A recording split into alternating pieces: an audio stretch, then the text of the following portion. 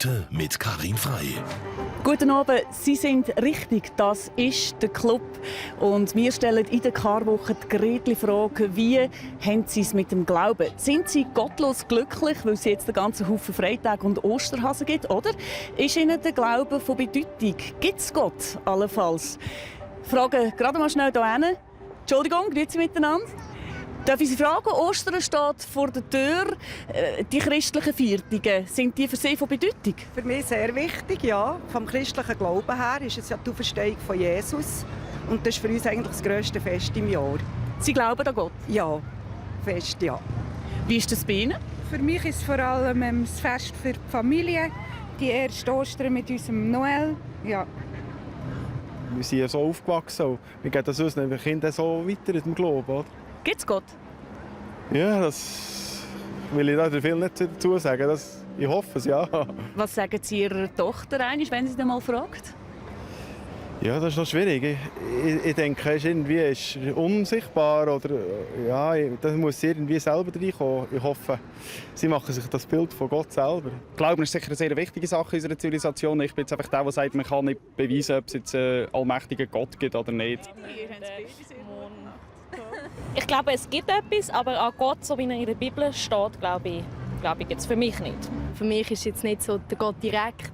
Einfach, es gibt etwas anderes Höheres, aber ich weiß nicht, was es ist. Also irgendein Wesen, das uns alle bestimmt, unseren Weg und unser Schicksal. Und, ja. Gibt es Gott? Ich bin überzeugt, dass es Gott gibt, ja. Wie sieht er aus? Es ist schwierig zu beschreiben, weil jeder sieht ihn ein bisschen anders an die an ihn glauben. Und es ist auch schwierig, das irgendwie zu beschreiben, aber ich bin überzeugt, dass es ihn gibt, ja. Glauben Sie an Gott? Oh Gott, was für eine Frage. Nein, ich bin Atheistin.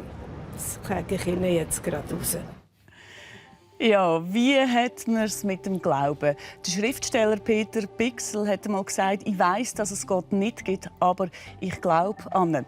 Was sagt die Wissenschaft und was sagen meine Gäste? Alles Persönlichkeiten, die sich in ihrem Leben viel mit dem Thema auseinandergesetzt haben, aber nicht alle zum gleichen Schluss gekommen sind. Ich begrüße ganz herzlich den Josef Hochstrasser. Angefangen hat er als katholischer Priester. Heute ist er agnostischer Pfarrer bei den Reformierten. Ein Pfarrer, der sagt, ich weiss schlicht nicht, ob es Gott gibt.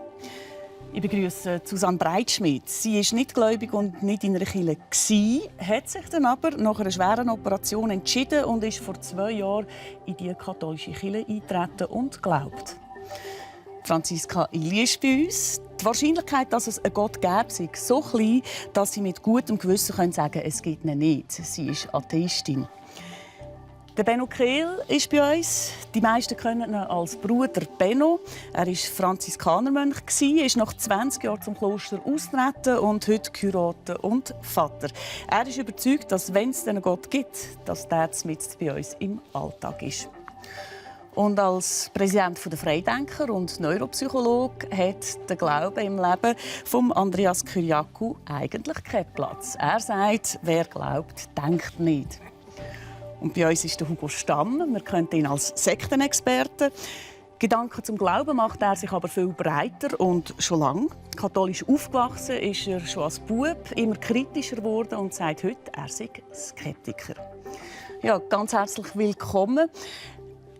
Wenn man sich Gedanken macht zum lieben Gott, zum Glauben, ist wahrscheinlich bei ganzen Haufen Leuten der Weg der, dass sie irgendwann kritisch werden, alles hinterfragen. Es treten ja immer viel mehr oder länger sind mehr Leute zu den Kirchen aus. Bei Ihnen war das umgekehrt, Susanne Breitschmidt. Wie ist das gelaufen? Meine Eltern sind mit mir aus den Kirchen austreten, als ich im Kindergarten war. Sie haben den typischen Weg gemacht.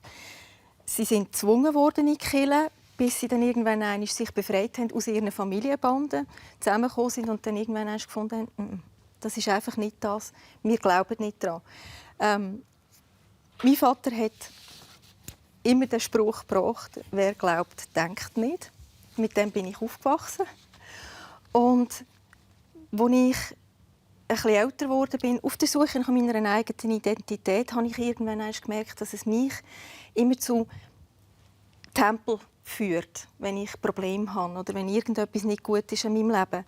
Und die Tempel als im Sinne von Kraftort haben mir dann auch die Kraft gegeben, die ich gebraucht habe.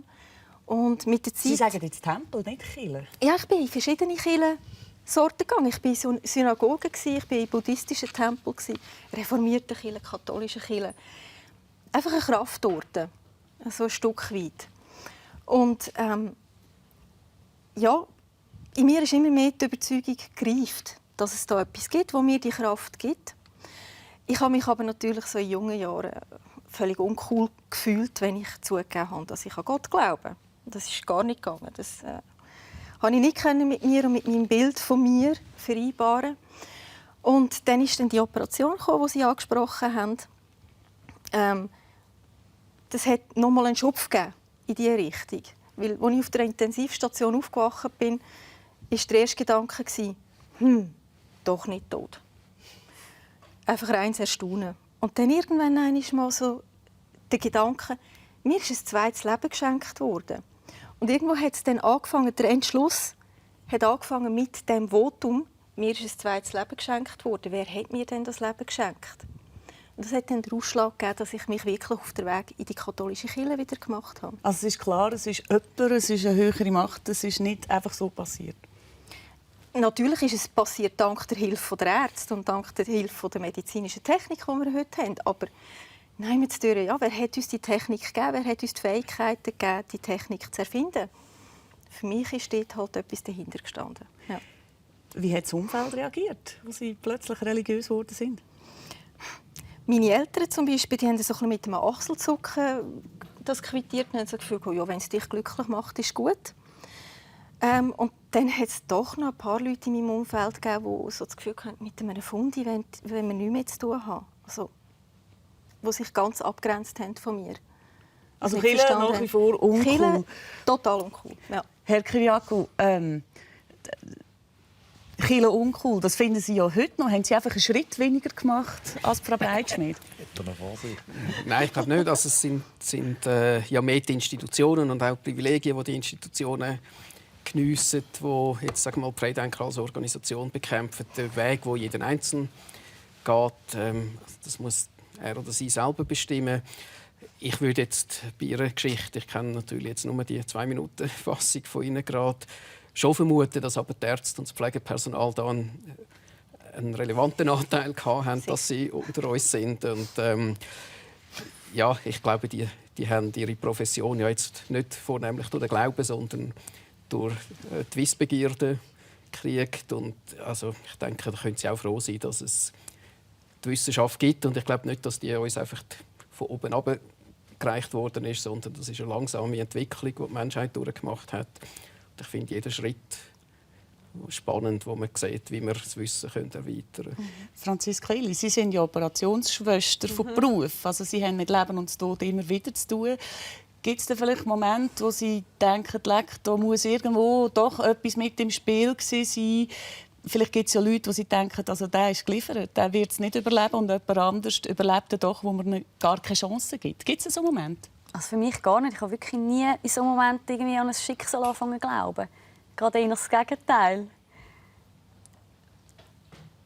Was denken Sie so einem Moment? Also ich nehme an, das gibt es jetzt einfach eine Situation vorweggenommen. Ja. Nein, ich finde es von Anfang fast noch ein entlastender Gedanke, wenn man sich sagen kann, es hat es niemand so wollen. Es ist jetzt einfach so gekommen und wir müssen nicht fragen, warum. Es war keine Absicht dahinter. Mir hilft das irgendwie noch, um das eher annehmen zu können. Dann. Weil sonst müsste ich anfangen mit dem streiten und kämpfen und ringen. Mit dem Gott, der das dann eben zu verantworten hat. Und das finde ich eigentlich noch entspannender. So also ich finde auch, wenn zum Beispiel jetzt Chirurgen mit dem Gedanken ans Werk gehen, dann hilft mir echt Gott. Ist er bei uns? Dann kommt es schief raus, dann werden sie abgelenkt. Sondern sie müssen wirklich mit letzter Konzentration, mit dem Glauben an die Wissenschaft, mit dem Glauben an die Technik, mit dem Glauben an die Instrumente, die sie haben, probieren zu helfen, so wie es geht. Und ich bin überzeugt, der Glaube würde ihnen die Arbeit massiv erschweren. Das ist ja für sich schön. Ich gehöre zu der Spezies, wo man sagen kann, ich glaube. Aber das Schöne ist, der liebe Gott lässt die Welt funktionieren, auch so, wie wenn es geht auch ohne ihn. Oder? funktioniert ohne ihn. Also, er ist nicht, dass wir nur arbeiten können, wenn wir sagen, ja, hilf mir, oder? Es kann ja den Leute beflügeln, aber er funktioniert auch ohne ihn. Das ist auch das Schöne. Das ist das Schöne an der Freiheit, oder? Ja, aber wie kann er denn zuschauen? Das Grauen auf dieser Welt, das Elend. Wie kann er zuschauen, dass 2-jährige Kinder an Krebs sterben? Ich würde verrennen als Gott. Ja, das ist genau der Punkt. Heute Morgen habe ich den Briefkasten aufgetan, dann habe ich einen Brief rausgenommen. Und das war eine Todesanzeige. Und dann habe ich gesehen, dass eine Frau, die ich gut gekannt habe, die ich aber lange nicht mehr gesehen habe, im gleichen Alter von mir einfach gestorben ist. Das war ein Schock für mich. Und dann habe ich auch gedacht, genau ähnlich, was ist denn jetzt los? Was hat jetzt das Gott gemacht? Und mein Vater hat er sterben 2 Tage vor dem 100. Geburtstag. Dann stirbt wieder ein Kind mit 2 Jahren. Was ist da los? Also ich meine, ich war ja auch lang Theist. Das heisst, ich habe an einen jenseitigen Gott geglaubt. Und das war ein Mann und das war eine Person. Von dem habe ich dann Abschied genommen. Dieser Weg, der führt in eine Sackgasse. Diesen Weg kann ich nicht mehr gehen. Aber der atheistische Weg kann ich auch nicht mehr gehen. Weil? Ja, es ist doch genau so, ich sage es jetzt mal sehr scharf, es ist doch genau so arrogant zu sagen, ich weiß, dass es Gott nicht gibt, wie ich weiß, dass es ihn gibt. Ich bin IB-Fan. Wenn ich jetzt als IB-Fan Gott bitte, er soll mir Sieg schenken gegen GC, was macht Gott denn, wenn der GC-Fan auch so bittet? Oder? Dann kommt er in grosse Schwierigkeiten. Und als ich Pfarrer war in Bern, das war meine erste Pfarrstelle, da bin ich wirklich aus allen Wolken rausgefallen. Da bin ich mit dem Problem konfrontiert von den Menschen. Und ich kann nicht mehr den frommen Spruch sagen, ja, Gott hätte dich schon gerne und Gott schickt dir jetzt halt irgendeine Prüfung und so weiter. Das konnte ich nicht mehr machen. Dann musste ich Abschied nehmen von diesem Gottesbild. Aber das hat ja bei Ihnen anders angefangen. Ihre Geschichte ist ja spannend, oder? Also, Sie waren in den Schweizer Garten. Sie waren Priester mit Zölibat und allem drum und dran. Das wollten Sie machen. Also, wie sind Sie mal auf diesen Weg gekommen?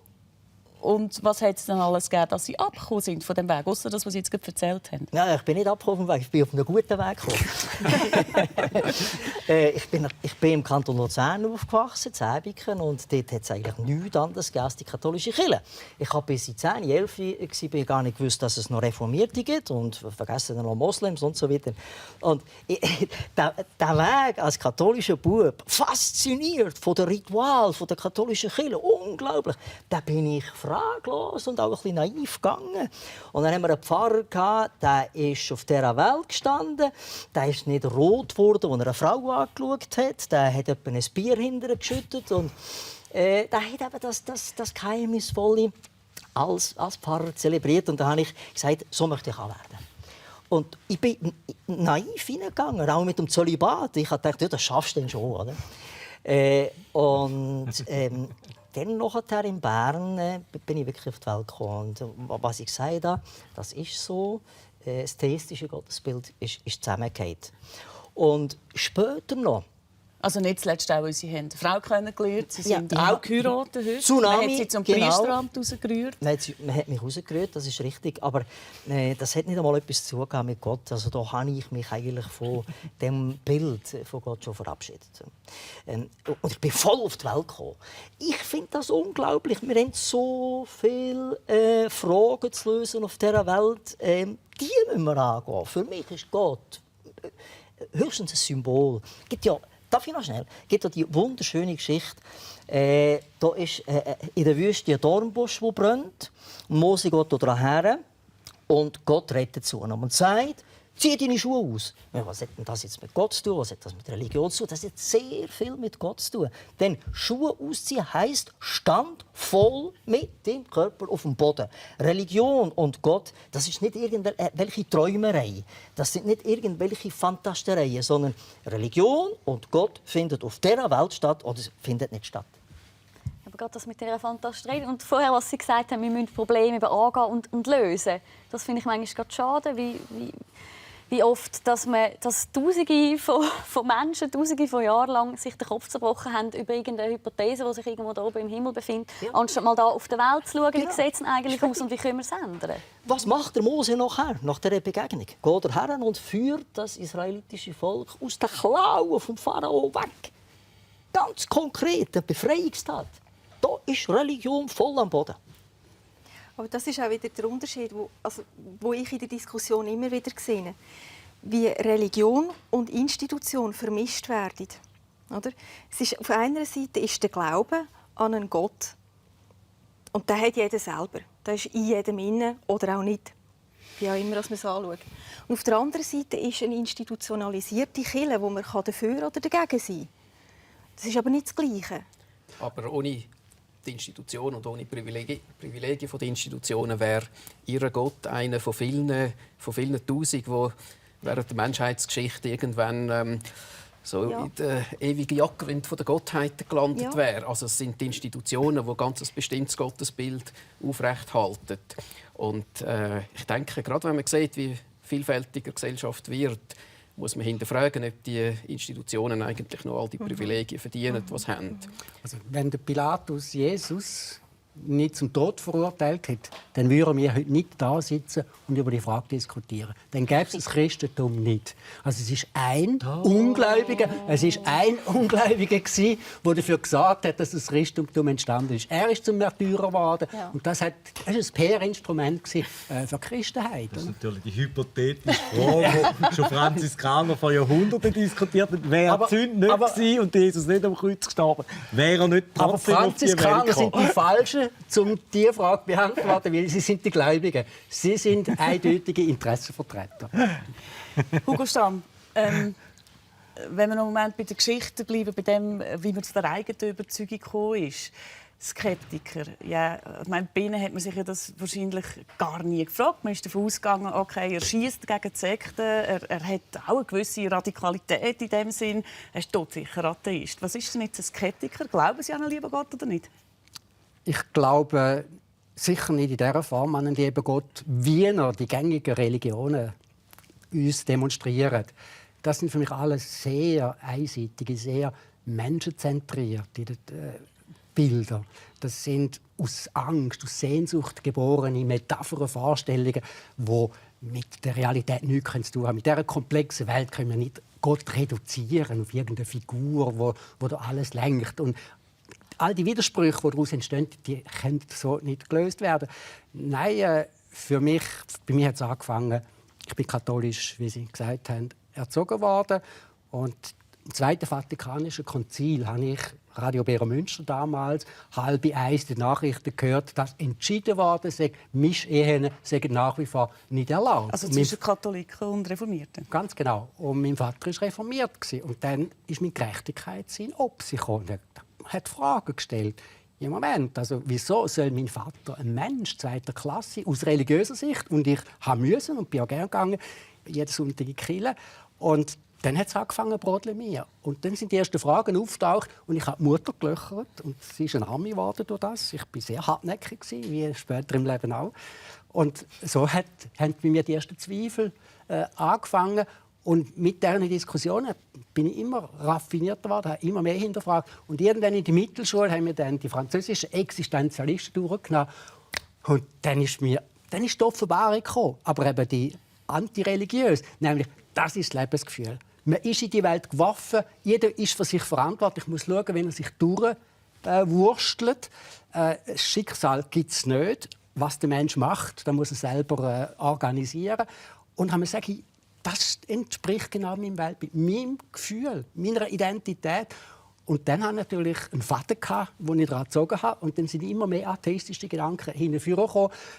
Warum ich mich nicht als Atheist bezeichne, ist, ich will nicht in eine Schublade. Ich will so offen sein, in jeder Beziehung zum metaphysische, religiöse, spirituelle Fragen anzugehen, dass ich mich nicht einengen lasse durch irgendwelche Dogmen. Und Atheist, Agnostiker, Skeptiker, es geht ins Ähnliche hinein. Aber diese Formen von Gottesbildern, die alle Religionen stellen, denke mich eine intellektuelle Beleidigung.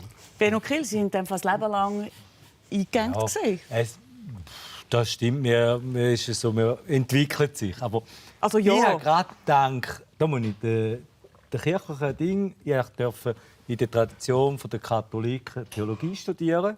Und das Studium, das über Generationen gereift ist, das Wissen, dort hat man gelernt, alles, was man über Gott sagt, ist noch viel mehr unähnlich wie das, was man sagt. Also, da hat man ja gerade eigentlich von der Vermittlung jetzt, ich bin sonst nicht so ein Fan vom Theologiestudium, meine persönliche Spiritualität oder Glaube ist ziemlich gesunken, weil mit dem Verstand kannst du es nie fassen. Aber mir hat die Institution gerade geholfen, um auch in den Gedanken tiefer zu gehen und nochmal anknüpfen beim Mose.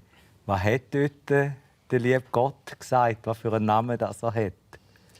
Ja, also ich weiß schon was, aber das ist nicht... Und das ist im Fall ganz spannend, wenn du dort nachgehst. Ja, aber ich finde... anhängst. Gut, jetzt reden Sie wie die Experten. Für die, die es nicht so haben mit der Bibel. Dort wäre ein Schlüssel zu allen. Sagen Sie mir, was für einen Schlüssel? Erklären? Ja gut, also ich will das nochmal betonen, dass mich das gar nicht mehr nachher interessiert hat, was der Gott dann weiter gesagt hat, sondern was der Mose nachher gemacht hat. Das ist entscheidend. Wenn ich den Satz sage, ich glaube an Gott, dann bin ich Subjekt, ich bin ich und ich bete irgendein Objekt an. Das ist null, das ist nichts, das ist nicht gut. Ich will, wie Hugo Stamm, ich will auf mich selber zurückgeworfen werden. Aber ich will durchaus gerne... Genau in dem Namen hinein. Ja gut, aber ich will gerne angekickt werden. Durch Bilder aber. Oder durch Symbol, wo man dann sagen kann, das könnte so etwas sein wie Gott angekickt werden, dass ich selber auf den Weg gehen kann.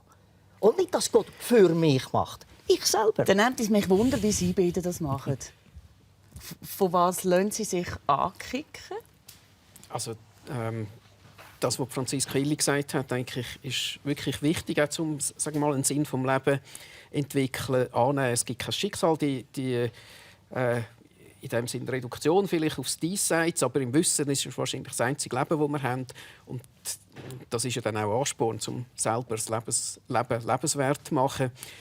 Und das behagt mir schon viel mehr wieder so die Vorstellung von Schicksalshaftigkeit, also wie wenn man da eigentlich nur noch eine Marionette wäre von irgendeiner Gottheit, die jetzt so ein bisschen mit seiner Schöpfung spielt. Ich finde, da kann man vielleicht auch ein bisschen mehr zurücklehnen zwischen die, ja? Das ist doch noch schön.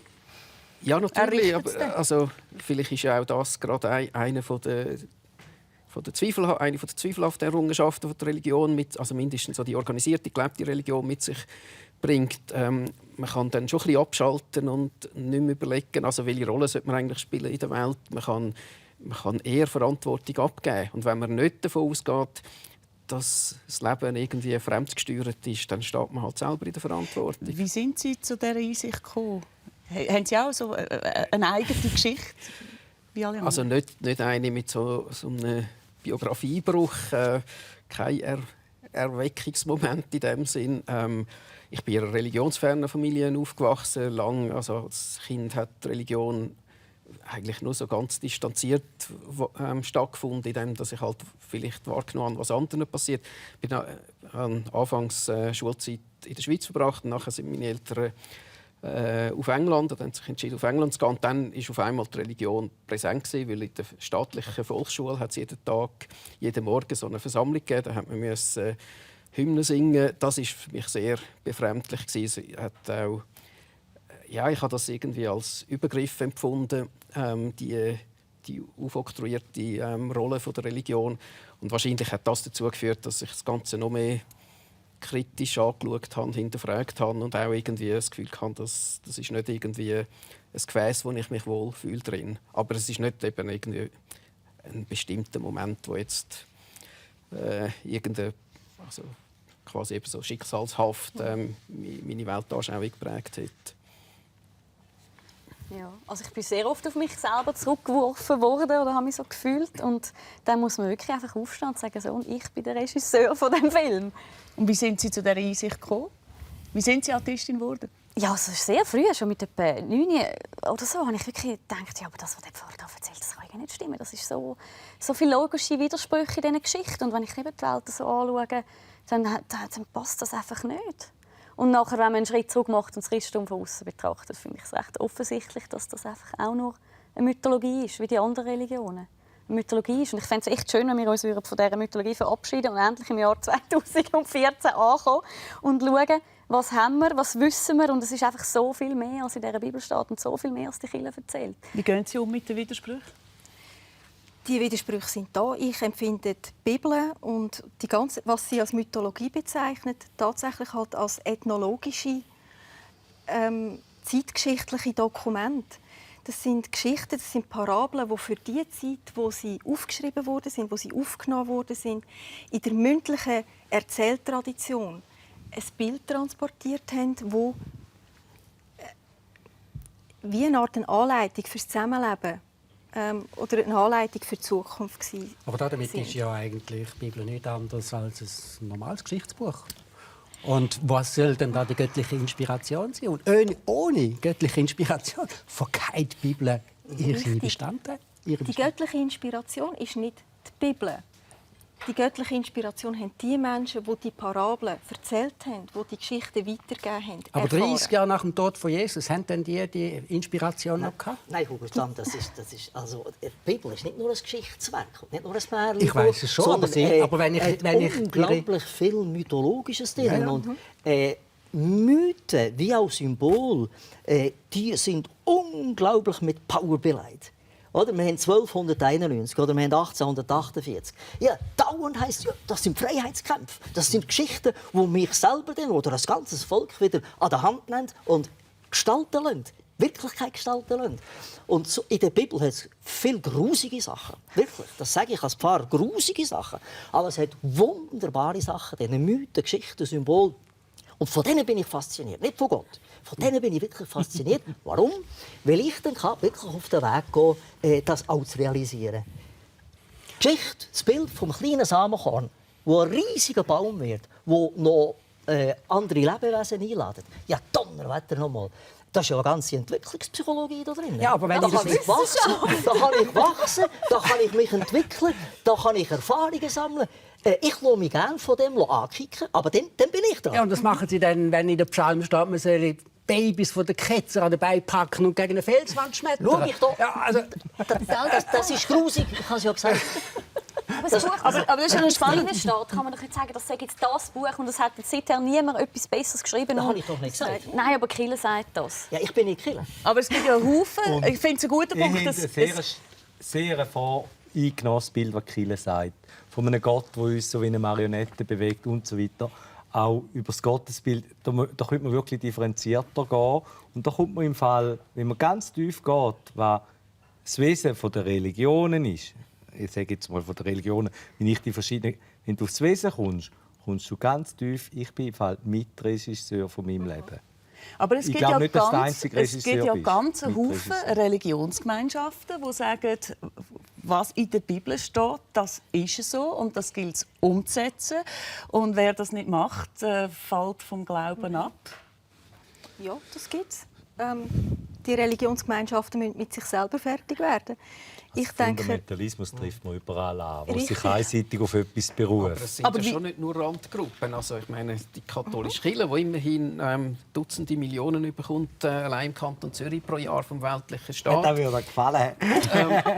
Ja, also die beiden grossen Landeskirchen kommen zusammen 50 Millionen über. Die hat einen Bischof, der auch für Zürich zuständig ist, der jetzt wirklich eigentlich genau so eine fundamentalistische Position versucht aufrechtzuerhalten.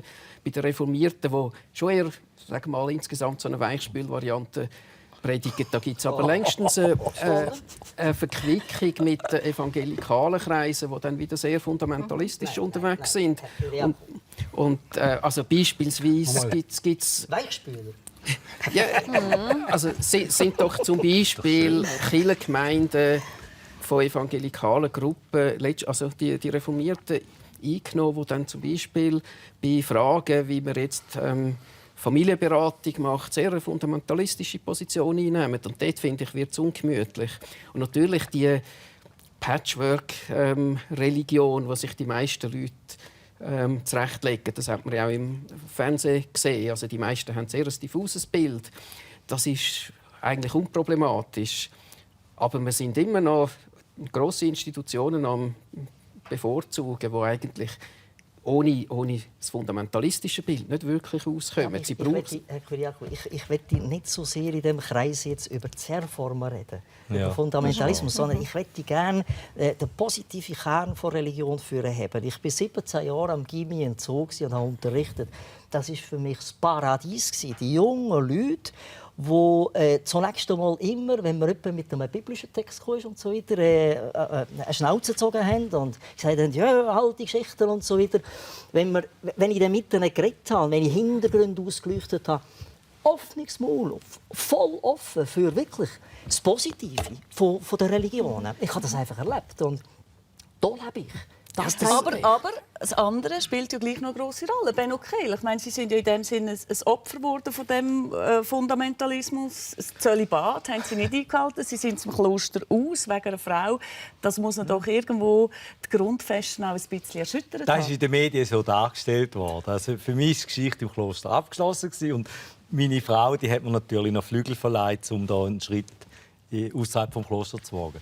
Aber das sind Spielregeln, wo man darüber diskutieren kann, ob sie gut sind oder nicht. Aber jede Kultur hat seine Spielregeln. Kultur in den Banken, Kultur bei der Bahn, Kultur bei den Muslimen, Kultur bei den Katholiken. Kultur bei... Und die haben ihre Spielregeln. Ich finde die auch nicht alle tonig. Mir tut das auch weh, dass ich sozusagen nach wie vor ein Kirchenverbot habe, weil ich geheiratet habe. Also so hat es übrigens ausgesehen in den Medien. Baby Glückstadt Bibelstudium. Okay, ich lese die Bibel heute noch. Ich lese heute noch gerne auch in anderen inspirierten Büchern. Aber ich freue mich natürlich sehr an meinem Sohn Jonas. Aber du hast ja quasi Hausverbot jetzt. Bei allen Kirchen und sogar bei den Kirchenräumen. Und da kannst du doch nicht sagen, es ist kein Fundamentalismus. Also fundamentalistisch ist es nicht. Kirchenrechtliche Sachen, wenn es um den Klerus geht, da sind die Regeln ziemlich hart. Ja. Aber es ist immer noch die Chance, dass die Kirche eine pragmatische, menschliche Lösung findet. Das darf man ja immer hoffen. Oder? Und über Generationen ist das immer wieder durchgedrückt, das Menschliche. Ich habe das Gleiche auch erlebt. Ich habe ja geheiratet als katholischer Priester. Ich musste zum Psychiater, weil ich wollte heiraten. Also von der Kirche aus? Ja, oder von sicher. Also das ist nicht so ganz normal. Entweder Kirche oder Klapsmühle, oder wie? Ja, natürlich. Also sind die Ressourcen, die die Religionen zu bieten haben, schon noch gut? Dann ist das Ja von Rom. Sofort ist Ja von... Aber ich habe doch das abgeschüttelt. Staub von den Füßen. Das sind Zerformen. Die interessieren mich nicht mehr. Ich habe auch eine tolle Frau. Wunderbar. Und jetzt lebe ich das positive Leben. Aber das Konzept von der geschenkt ist. In religiösen Konzept denken, das haben Sie noch nicht können abschütteln. Das ist das, was fast alle Leute nicht können, einfach loslassen. Einfach von dem, nicht von dem Konzept Gott können loslassen, wo sie eigentlich schon lange wissen, dass es nicht stimmen kann. Aber lass mal. Mach du. Darf ich? Nochmal das Konzept Gott. Ich möchte nochmal anknüpfen, weil ich finde, der brennende Dornbusch ist es so, für mich ist das die Offenbarung. Dort sagt er, und der Mose fragt, wie heissest du? Er hat nicht gesagt, ich bin der Mann mit dem weißen Bart oder weiss ich noch. Die Bilder kommen aber er vor. hätte reden. Aber er hat, mindestens so steht es in der Bibel, wenn es so war, oder? Aber würde jetzt nicht sagen. Aber er hat gesagt, ich bin, das ist jetzt sehr frei übersetzt, ich bin da. Und wenn du diesen Namen ganz lange auf dich wirken lässt, ich bin da, dann kommst du plötzlich ganz bei dir selber an. In dem geheimnisvollen Namen hinein. Und das ist im Fall, wenn man da anfängt weiterzudenken, und das ist im Fall ganz etwas Wesentliches, was der Innerwesen der Religionen ausmacht. Der Katholizismus ist eine schöne kulturelle Ausprägung, die ich wahnsinnig schätze. Jetzt auch auf die Ostern an, mit diesen Palmzweigen. Es sind ja so schöne Frühlingsbrüche. Aber, okay. Ja, Entschuldigung. Und Ostern. Benno Kehl, aber ich bin da. Ich meine, das können ja Freunde sein, das kann ein Partner sein. Muss es denn irgendetwas sein, das man nicht erklären kann? Ich meine, ja, das jetzt du magst etwas rausziehen aus dem, aber jemand, der nicht glaubt, muss sagen, ja, der Moses, der hat vielleicht Halluzinationen gehabt, die stimmen. Wer sagt, dass das von Gott ist? Dann lass doch den Moses sein und du einfach einmal bei dir bleiben. Ich bin da. Und aber ihr könnt die spirituellen Gefühle für euch in Anspruch nehmen. Nein, das ist doch eine persönliche Erfahrung. Ich bin da, das hat unabhängig von katholisch, reformiert, Muslim, Buddhist, da kannst du einfach einmal in die Stille hineingehen. Und dann, wenn du nämlich in der Stille hinein bist, wirklich in die Leere hineinwagst und das aushaltest, ja, das relativ lang Sehr lang. Es gibt nicht viele Leute, die das glauben. So, mal gibt es schon einen Haufen, die das... Aber dann kommst du an den Punkt, wo du einfach musst sagen, wie ein Atheist. Und einfach aufhörst zu sagen, gibt es Gott oder gibt es nicht. Moment. Es gibt nichts Spannenderes in diesem Leben, als absolut frei denkend metaphysische Fragen zu stellen und probieren sie über Jahrzehnte zu beantworten. Die geistige Freiheit, die du gewünscht, das ist der wahre Kern des Lebens. Ja, aber Hugo Stamm, ich glaube es Ihnen nicht, dass Sie nicht auch irgendwelche Impulse überkommen von außen, dass Sie sich selber erfinden. Das glaube ich, das nehme ich Ihnen nicht ab. Sie haben jetzt nicht einen Gott, wo Sie anklickt, ich sage es mal fußballerisch, oder? Sondern irgendwelche anderen Phänomene. Das ist doch okay so. Es gibt keinen Mensch, glaube ich. Also ich frage Sie noch einmal, was kickt Sie an? Also ich brauche selbstverständlich Inspiration von außen. Ich versuche in dem Bereich, wo ich einen Hintergrund habe, nachzuverfolgen, was in der Wissenschaft läuft. Das finde ich, das gibt mir auch einen Kick. Ich war jetzt gerade an einer Konferenz, sehr spannende Referate gehört. Das gibt auch Inspiration, um Sachen hinterfragen, wo man auf eine Art geglaubt hat, einfach wenn man irgendeine Erklärung bisher als die naheliegendste angeschaut hat. Ich habe aber kein Problem, selbstverständlich damit, wenn Leute religiöse Werke zur Inspiration brauchen. Nur man muss dann wirklich halt das auch so in dieser Vielfalt hineinnehmen und nicht sagen, es gibt ein Werk oder ein anderes. Im Moment erleben wir ja vor allem einen Zweikampf zwischen zwei Werken, wo je von sich behauptet oder wo Propaganda davon behauptet, das ist das Werk. Es gibt Sie reden von Bibel und Koran. Genau, es gibt einen Haufen weltliche Literatur, die doch genauso Inspiration sein kann. Es kann Kunst kann Inspiration sein, ganz ein Haufen weltliche Kultur. Also, im Kanton Zürich gibt es jetzt ein neues Schulfach Religion und Kultur. Und Kultur könnte man weglassen, weil Kultur kommt in einem nicht religiösen Kontext eigentlich nicht vor. Und dass man jetzt die wichtigsten Geschichten erzählt, vielleicht aus der Religion, also so ein bisschen Religionskunde bietet, das ist absolut richtig. Nur, es wird eigentlich suggeriert, und das finde ich das Tragische daran, dass es nichts anderes gibt, das zum Halt könnte führen, wo irgendwie hilft, die Welt einzuordnen. In diesen Büchern kommt nichts anderes vor. Da habe ich wirklich Erfahrung. Ich habe 17 Jahre am Gimmi und Zug unterrichtet. Ja, aber und was der Kanton Zürich jetzt einführt, haben wir vor 17 Jahren schon eingeführt. Nein, wahrscheinlich sind sie viel weiter als der Kanton Zürich. Und ich hätte nie einem Jungen gesagt, das ist die einzige Welterklärung. Nie und nimmer. Mein Dreiklang war informieren, analysieren. Und das Wichtige ist, jede und jeder von diesen Jungen hat sich selber positionieren aufgrund von vielen Informationen. Wie viel, sagen wir mal, griechische Mythologie haben Sie einfließen lassen? Oh, sicher. Wie viel Welt... Also Atheismus, alle, Hinduismus, alle Phänomene. Da sind Sie weiter als Bildungsdirektion vom Kanton Ja, Zürich. gut, da wären wir jetzt lokal. Ich will an den Punkt hingehen, wo man sagt, Sie haben alle eine Geschichte. Wir haben jetzt ein bisschen gehört von diesen Geschichten und Sie sind alle an einen anderen Punkt gekommen. Sie, Frau Breitschmidt, glauben, Sie sagen, Hafenkäse geht gar nicht. Der Hugo Stamm ist skeptisch, Ihnen gefallen Geschichten. Wie kommt es denn, dass die einen Leute zu einem Schluss kommen und die anderen zum anderen, obwohl sie am genau gleichen studieren? Hugo Stamm, Sie haben vor wenigen Tagen einen Artikel geschrieben, wo Sie gesagt haben, Religion entsteht im Hirn. Wie geht das? Also man sucht ja alles zu ergründen, auch hirnphysiologisch, aber ich denke, da wärst du dann der bessere Referent. Aber es zeigt doch, dass wir letztlich doch ein biologisches Wesen sind, wo doch sehr vieles gesteuert wird durch Adrenalin, Endorphin, durch Hormone, durch Botenstoff, was auch immer. Und wenn man das nachher anschaut, dann kommt man doch manchmal das Gefühl über, dass halt auch religiöse Gefühle irgendwo da oben geformt werden. Und es gibt Untersuchungen, die ganz klar zeigen, dass religiös, also Leute, die vor allem religiös affin sind, dass da gewisse Hirnregionen dann stärker durchblutet werden und damit aber auch das kritische Denken abgesetzt werden. Jetzt sage ich nicht, die sagen dümmer, überhaupt nicht, das stimmt nicht. Aber die haben andere Interessen. Also die sind vielleicht mehr auf der emotionalen Seite und die brauchen die spirituellen Gefühle, die brauchen die Wärme. Und weil halt das Angebot, das Religiöse bei uns so perfekt flächendeckend ist, stoßen die früher oder später auf irgendein religiöses Angebot. Und die neue Ersatzreligion ist die Esoterik. Und die bietet natürlich enorm viel an, damit all die schönen Gefühle, die warmen, fließen. Und für mich hat es eben sehr, sehr viel, ja, ich würde sagen, mit einer sehr sanften Form von Gefühl zu tun. Also es ist fast kitschig. Es ist, aber vielleicht kann man es dann auch so sagen, muss man dann alles rational erklären? Nehmen Sie zum Beispiel die Liebe. Die Liebe ist auch ein Gefühl, das man sieht es nicht, man weiß nicht genau, und doch ist es da.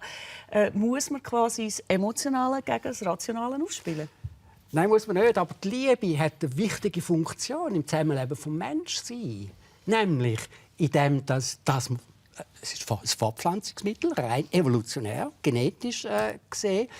Und es gibt Zusammenhalt. Sonst gäbe es wahrscheinlich nur noch Mord und Totschlag, wenn man nicht die empathischen Dinge entwickelt. Aber da kommt eben die Religion drin rein. Es gibt kaum eine konfliktträchtigere Disziplin als die Religion. Wenn wir nur in die Geschichte schauen. Religiöse haben sich bekriegt und heute noch schlagen sich die Köpfe ein. Und wenn man eben nur auf die Liebe konzentrieren und den religiösen Bereich weglassen... Hat man eine neue Religion? Nein, dann wären wir beim Menschsein, beim Kern des Menschseins. Ja, aber doch nicht nur, Herr Stand. Das ist denken Sie an Befreiungstheologie. Also das hat ja wirklich null und nichts mit Gefühlsduselei zu tun. Da halte ich es als Pfarrer mit dem Karl Marx, der gesagt hat, das Sein prägt das Bewusstsein. Also dort, wo ich lebe, so habe ich auch ein Bewusstsein. Aber was ist mit den Befreiungstheologen passiert? Das ist etwas Positives. Ja, aber das ist... Da fahren Sie weiter. Das ist etwas Positives. Also eine kleine Dort ist Religion gesellschaftsformend. Und da könnten Sie auch als Atheistin mit dabei sein. Die reden nicht dauernd von Gott, sondern die sind in den Favelas von Rio de Janeiro und arbeiten mit den Armen, dass denen etwas besser geht. Aber ohne Gott können Sie doch keine Religion, mein Gott. Aber sagen Sie sind ja der Neuropsychologe, Andreas Kyriakou. Das nimmt mich jetzt einfach gleich noch Wunder, was der Hugo Stamm jetzt gesagt hat. Ist das Hirn von religiösen Menschen anders als das von denen, die sagen Ratio? Also es gibt ja inzwischen ganz viele Untersuchungen. Sehr, sehr viel Solides gibt es nicht. Man hat zum Beispiel Meditation untersucht und man kann tatsächlich messen, dass die Region im Hirn, wo so quasi die eigene Körperwahrnehmung drin stattfindet, dass die Region weniger aktiv ist in einem Meditationszustand. Und das kann zu diesen Gefühlen von Selbstauflösung, vom Einssein mit dem Universum oder was führen. Also dort hat man eine relativ simple biologische Erklärung. Wenn man aber jetzt die Einzelperson messen will, dann findet man nicht viel heraus. Also man kann jetzt nicht irgendwie den Grad von Religiosität messen, indem man jemanden in einen Scanner tut. Also man kann vieles einordnen, auch sagen wir mal so etwas wie Nahtoderlebnis, wo halt mit dazugehört, dass Hormone, also Stresshormone ausgeschieden werden, dass das wahrscheinlich zu diesen Impulsen führt, die dann zum Teil zu so Erlebnissen führen. Das kann man inzwischen relativ gut einordnen. Was ich aber auch davor warnen ist, dass man jetzt eben am Schluss die Einzelperson irgendwie bemessen in Sachen Religiosität. Das kann die Wissenschaft nicht bieten. Genau. Ich möchte einfach in der ganzen Sache noch auf etwas zurückkommen. Das Bild, das Sie gebracht haben. Natürlich, der Mensch ist ein biologisches Wesen.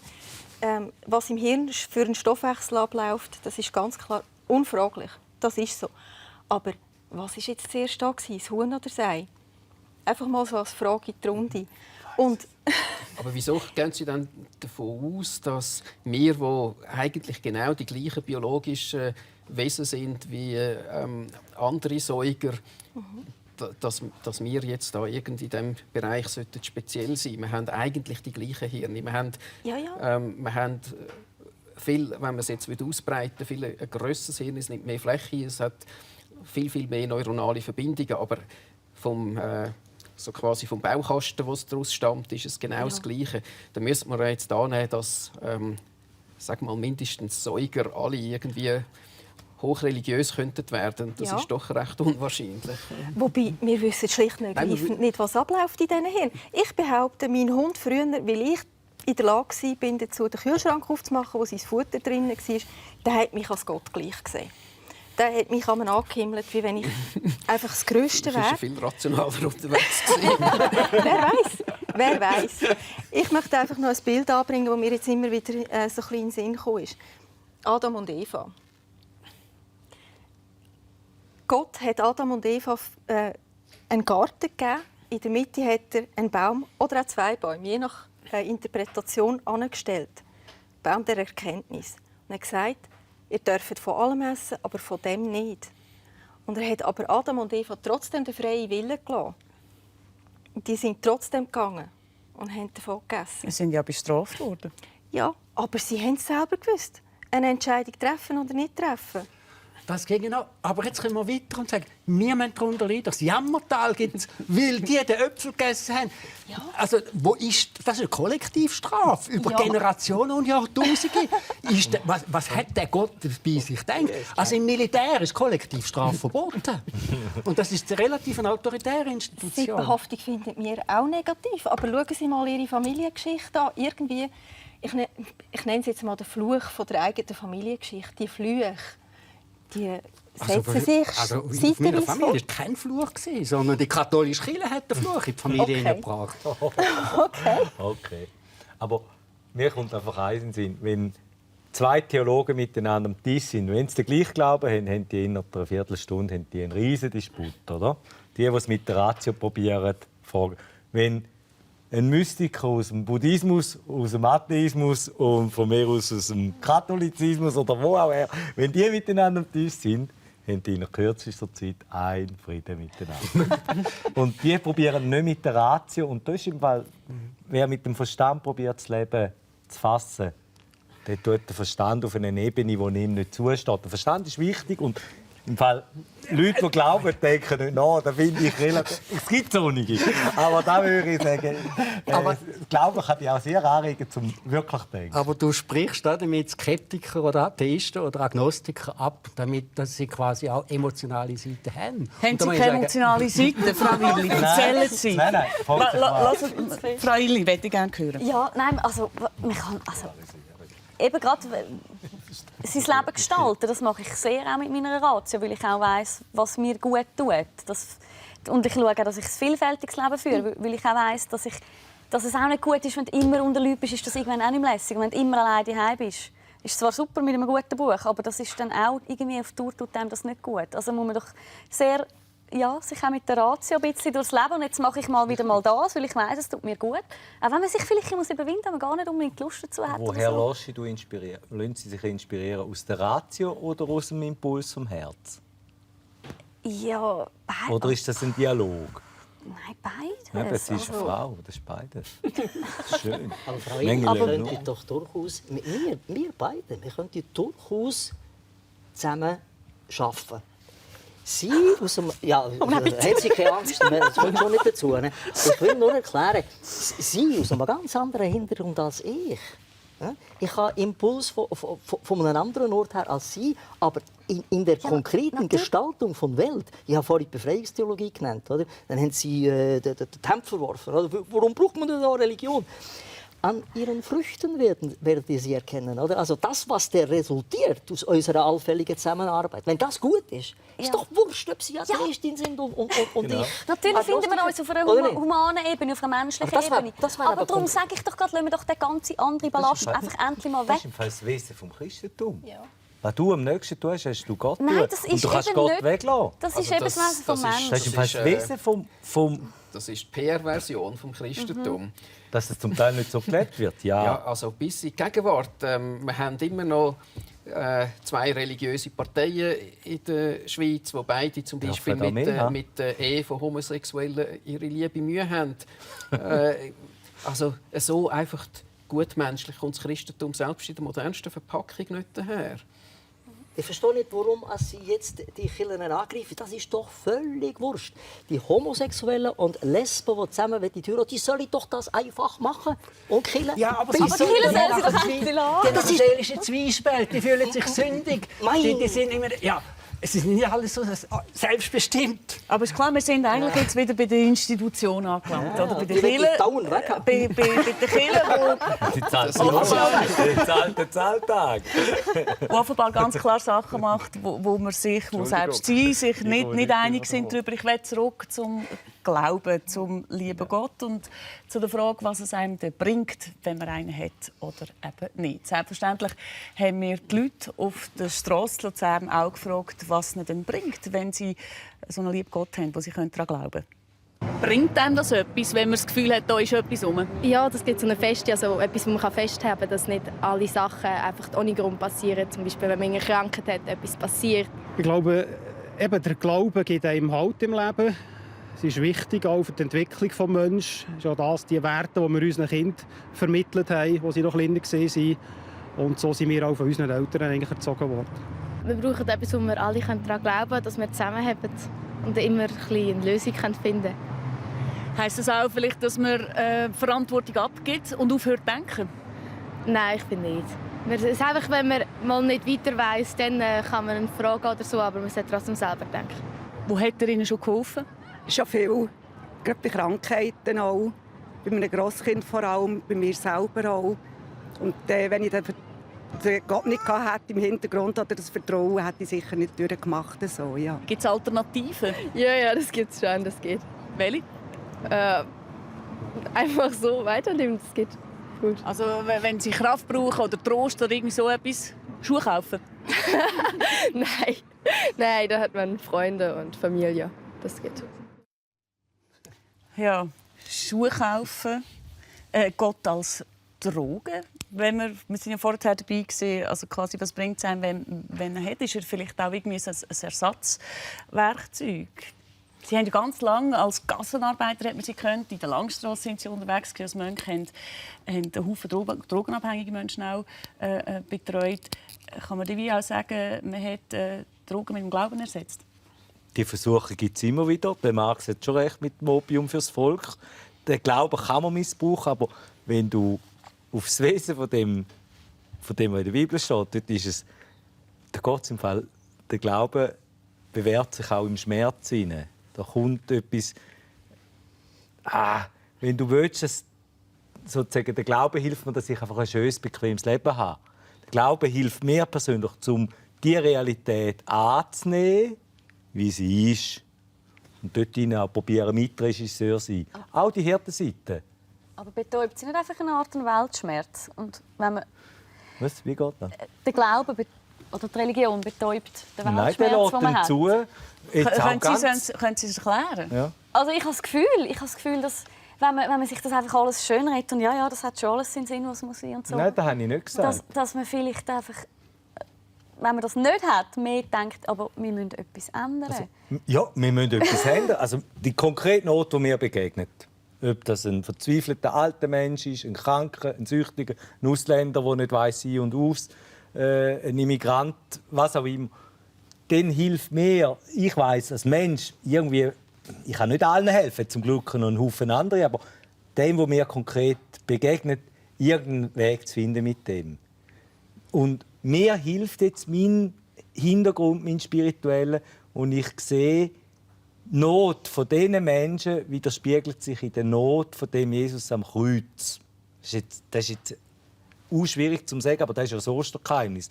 Also ich probiere dem Jesus vom Kreuz nicht auszuweichen, indem ich dem Leidenden im Alltag probiere zu begegnen. Und da möglichst irgendwie einen Schritt weiter zu helfen, wie es geht. Aber logisch, mit dem Glauben kann man das gar nicht erklären. Das ist eben einfach deine Menschlichkeit, die dich helfen lässt und die dich mitfühlen lässt. Aber ich finde, es ist eh noch logisch. Das ist ja Also Ethik und Moral gibt es auch ohne Religionen und Glauben. Ich sage immer, es hilft mir. Ja, das ist so wie wunderbar. Und ich muss, unabhängig, ob ich den Glauben habe oder nicht, bin ich genau gleich gerufen, ist es mir gleich, dass der Mensch, der mir konkret begegnet, ich den liegen lasse oder ob ich zupacke. Der Glaube hilft mir erst recht, weil der sagt, hey, der arme Sieg, der hier am Boden liegt, das ist im Fall der Heiland am Kreuz. Und laufst davon oder haltst es aus und probierst da einen Weg zu finden. Also, mir hilft jetzt mein christlicher Hintergrund ganz konkret im Alltag da auszuhalten und mitzugehen. Ich weiss, dass ich nicht allen helfen und ich muss manchmal die Leute auch auf der Straße lassen, weil ich einfach nicht alles kann. Woher holen Sie den Trost? Oder wenn man irgendwie mit einem schweren Schicksalsschlag fertig werden sicher dann eher im persönlichen Umfeld. Die Ressourcen könnte ich jetzt nicht gleich nutzen. Also ich finde das anerkennenswert. Freut mich, dass was du daraus ableitest und so das Postulat von Barmherzigkeit jetzt halt wirklich ernst nimmst. Zum Teil wird mir aber auch ein bisschen geschmauch, wenn die Leute also so einzig aus der religiösen Verpflichtung heraus sich dann zu Taten berufen fühlen oder gar, weil sie doch immer noch Angst haben vor einem vielleicht rachsüchtigen Gott, wo sie dann wird bestrafen dafür, dass sie jetzt eben nicht menschlich genug unterwegs sind. Du bestrafst sie selber, wenn du nicht menschlich bist. Da braucht es Gott. Ja, aber also, zum Teil ist die Motivation ja dann gleich ein bisschen schräg. So wie du auslebst, finde ich sehr anerkennenswert. Okay. Sind sicher auch gute Projekte. Und ja, in diesem Fall ist wahrscheinlich jetzt einiges kirchliches Geld gut umgelenkt. Ich komme, wenn wir die Kirche etwas spendet, dann nehmen wir es gerne. Ich komme nicht direkt von der Kirche. Nicht mehr? Aber auch früher nicht. Im Kloster nicht, nein. Wir haben nicht Kirchensteuern bekommen. Das ist eine andere Gut, das sind Institution. Franziskaner, oder? Das ist der, der arm ist.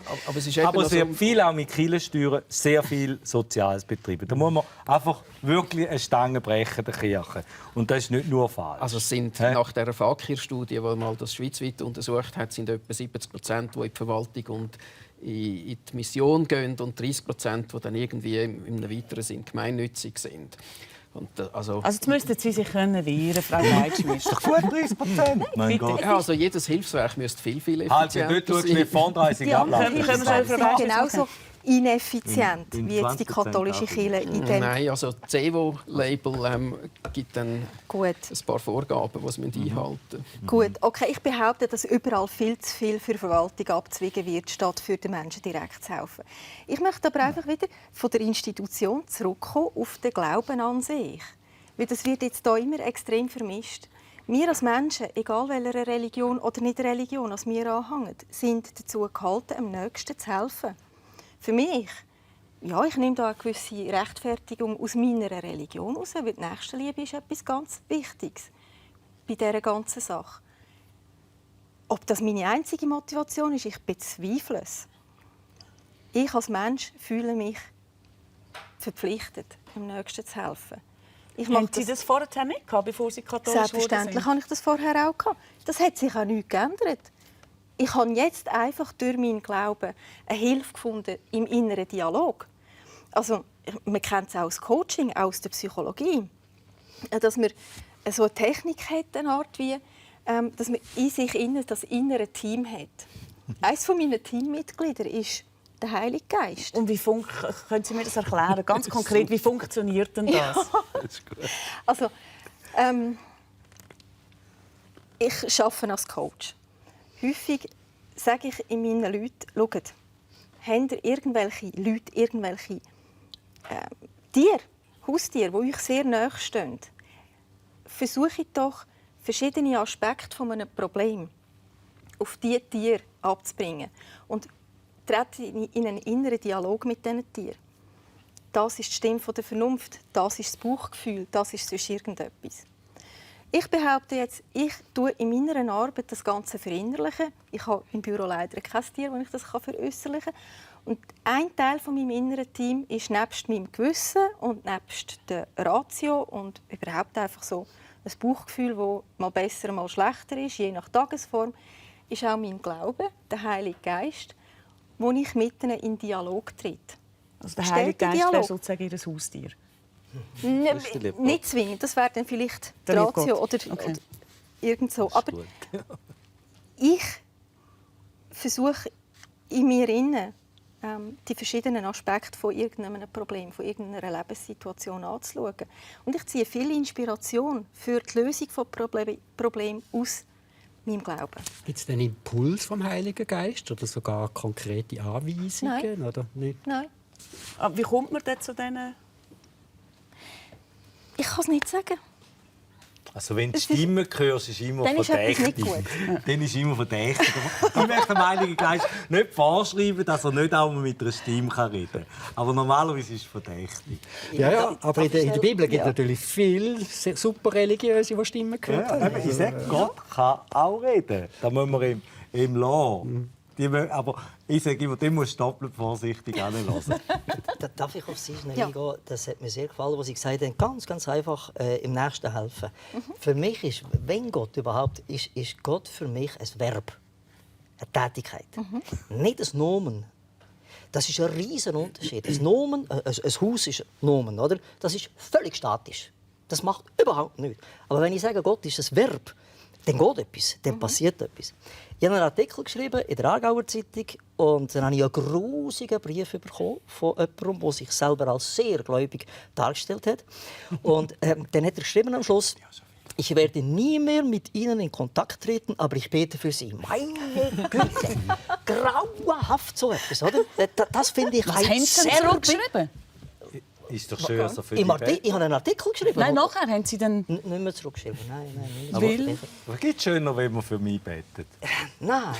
Das ist genau das, was dann nicht passieren muss, sondern dann muss Kommunikation passieren. Aber ich habe vielleicht ein Beispiel, das zeigt, dass man auch als Skeptiker kann versuchen richtig zu handeln und menschlich zu sein. Und dass wahrscheinlich viel Umstände waren, die wahrscheinlich sehr gläubig waren und mir nicht geholfen haben. Ich bin an einen Autounfall angekommen, schwer Verletzte. Die Autobahn war verstopft. Ich habe beatmet. Ich habe eine Viertelstunde beatmet. Ich war selber außer Atem. Niemand geholfen. Ich habe immer gesagt, löset mich ab, löset mich ab. Es ist niemand gekommen. Ich habe 3/4 Stunde beatmet und ich habe gehört, dass Geräusche von den Geräuschen her, die aus dem Brustkorb rausgekommen sind, das waren innere Verletzungen und Blut und so. Und ich habe gemacht bis zum Schluss und niemand von den Gläubigen ist mir helfen gekommen. Sie haben gewusst, dass das Gläubige sind?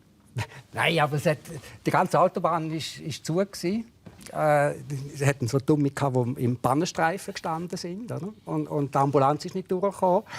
Und unter den vielen Leuten, die zugeschaut haben, hat es sicher Gläubige. Aber ich will von dort nicht einfach nur ein Beispiel geben. Man muss nicht gläubig sein, um Nein, es kann man probieren auch, helfen. ist Gott gewollt, Leben als ein Christ. Das ist ganz klar. Ja, schön. Und die ganze Gerichtsrede ist ja, ich finde die spannend. Dort wird nicht gefragt nach dem Glauben, sondern nur, wie bist du in der Not konkret umgegangen. Wie bist du mit dem Nackten, mit dem Obdachlosen, mit dem Fremden, mit dem Ausländer, sogar mit dem, der im Knast ist, also mit dem Verbrecher. Bist du mit denen menschlich gut umgegangen oder nicht? An dem entsteht oder steht und fällt eine weitere Entwicklung des Menschen. Und darum, wenn du nicht menschlich bist, bestrafst du selber, weil deine Menschwerdung nicht geschieht. Da kannst du ganz atheistisch bleiben, wenn Aber du einen Blick spannend hast. ist an dem Punkt, dass man dazukommt und sagt, okay, und jetzt komme ich auch gleich noch einmal auf die Institution zurück, dass ein Haufen religiöse Gemeinschaften, Kirchen, wie auch immer, die Nächstenliebe und alles für sich in Anspruch nehmen. Am Sonntag gehen beichten und beten. Und am Werktag passiert es dann aber nicht. Die wären vielleicht noch viel schlimmer, wenn sie nicht am Sonntag in die Kirche gingen. Ja, aber Frau Frey, und jetzt? Das wissen wir doch, oder? Und jetzt gehen wir zum Positiven. Also, wir haben noch 10 Minuten Zeit fürs Positive. Ja, jetzt bin ich dran. Jetzt sind Sie dran, das Positive zu machen. Und das wissen wir doch, dass jeder Mensch immer hinter seinem Anspruch hinterherhängt. Jeder Atheist, jeder Agnostiker, jeder Mensch. Ja, aber da kann man keinen Strick ziehen. Mich stört halt gleich der dogmatische Glaube. Und zwar einfach darum, weil es ist so konfliktbeladen. Es gibt so viele Auseinandersetzungen und es wird nicht besser. Ja. Die religiösen Konflikte nehmen nicht ab. Nein, aber eine Reifung von einem Menschen, ein Kind braucht relativ ein schwarz-weißes Weltbild. Und bis jemand aus einer kindlichen Religiosität herausreift, da muss er einmal eine dogmatische Stufe, sagen wir so, erleben, die richtig und falsch unglaublich schwarz-weiß definiert ist. Und ich bin überzeugt, früher oder später wird er weiterreifen. Bin ich überzeugt. Und sonst, manche haben halt im Reifungsprozess viel, viel länger. Gibt mir aber gleich einen guten Einschub noch, bevor wir, das ist ja vielleicht auch positiv, aber was sagt man denn den Kindern, wenn man eben nicht weiss? Braucht ein Kind tatsächlich so eine Religion oder eine Idee von einem lieben Gott und so muss man aufwachsen?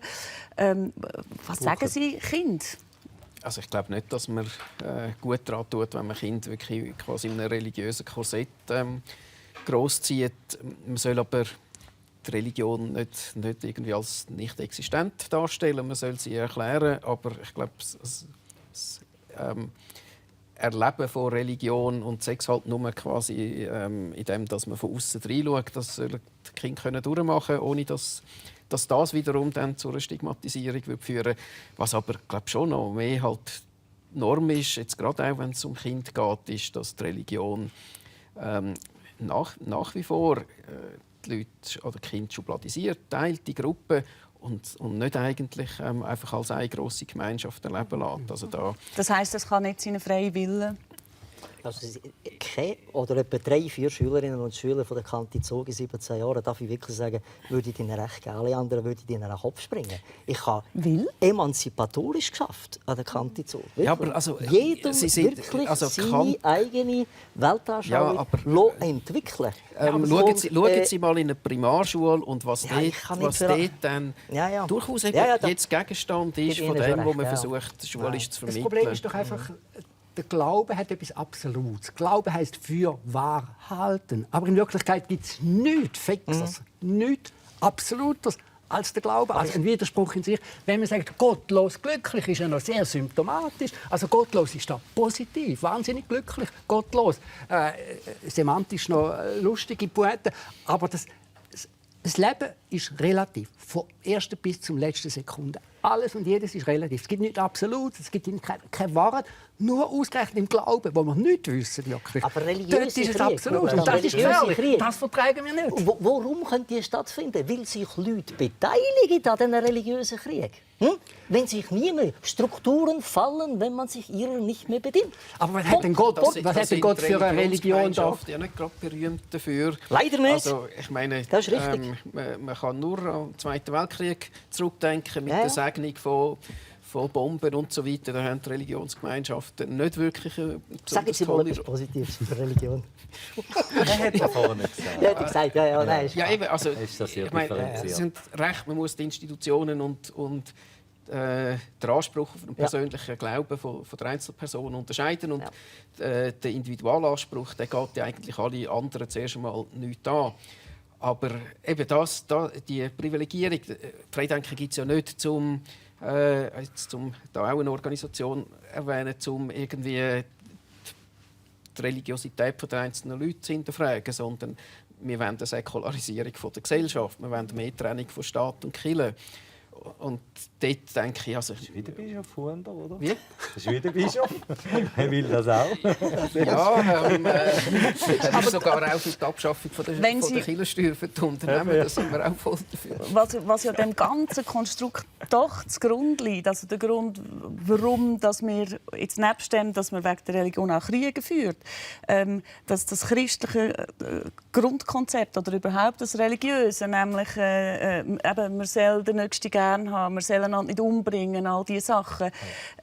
Das ist ja irgendwo gleich die Basis, wo dann auch letztlich die Atheisten darauf leben, für dass es lebbar ist in einer Gesellschaft und man einander nicht Köpfe hält. Also ich würde sagen, das, was wir heute als gemeinsame gesellschaftliche Werte haben, das sind doch die Werte von der Aufklärung und ein Teil von, sagen wir mal, von dem, was unsere Gesellschaft, unser Staat ausmacht, geht ja weiter zurück. Also das ist nicht jetzt so in der Nachantike entstanden, was das Christentum übernommen hat, sondern unser Rechtssystem ist eigentlich ein römisches weitgehend noch.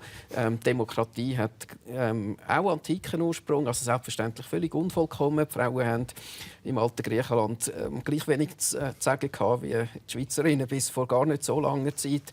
Aber das sind uralte Errungenschaften, gesellschaftliche Errungenschaften, die das Christentum nicht für sich in Anspruch nehmen kann. Und die Aufklärung war der Moment, wo die Individualrechte hochgehalten worden sind, wo man den Klerus zurückgebunden hat und jedem erstmalig eigentlich so ein gewisses Maß an Selbstgestaltung vom eigenen Leben zugebilligt hat. Das sind doch unsere heutigen Werte.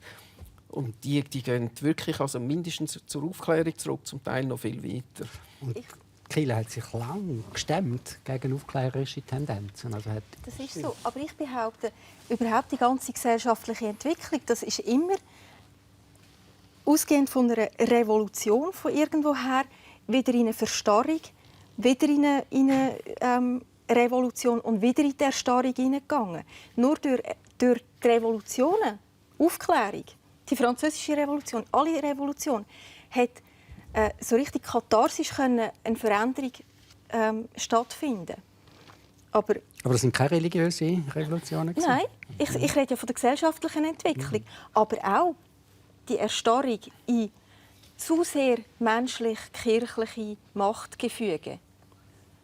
Kann man sagen, dass mit der Revolution hat ja dann damit zu tun, dass gewisse Systeme für sich nützen und dann die ein bisschen schwächer sind, die vielleicht auch eben Halt suchen, einen Touchmeister suchen, die das dann für sich ausnützen, oder? Bis es nicht mehr geht und es verjagt. Ja. Aber warum sind Sie denn katholisch geworden, wenn Sie jetzt den Luther als positives Beispiel, das quasi eine Revolution provoziert hat, erwähnen? Luther war sehr positiv. Ich finde einfach meine Heimat nicht in der reformierten Kirche. Fehlen ein Ritual? Oder? Ja. Also Sie brauchen die spirituellen Gefühle? Ich habe Pomp and Circumstance extrem gerne. Ja. Also das barocke, farbiges, üppige Ritual. Die Sinnlichkeit der katholischen Kirche ist aber etwas Wichtiges. Die Menschen brauchen Ritual. Wo habt ihr sie? Also es gibt ja auch jetzt gerade auch von den Freidenkern, aber auch von anderen weltlich ausgerichteten gibt es Beerdigungsrituale, es gibt Willkommensfeiern für Kinder.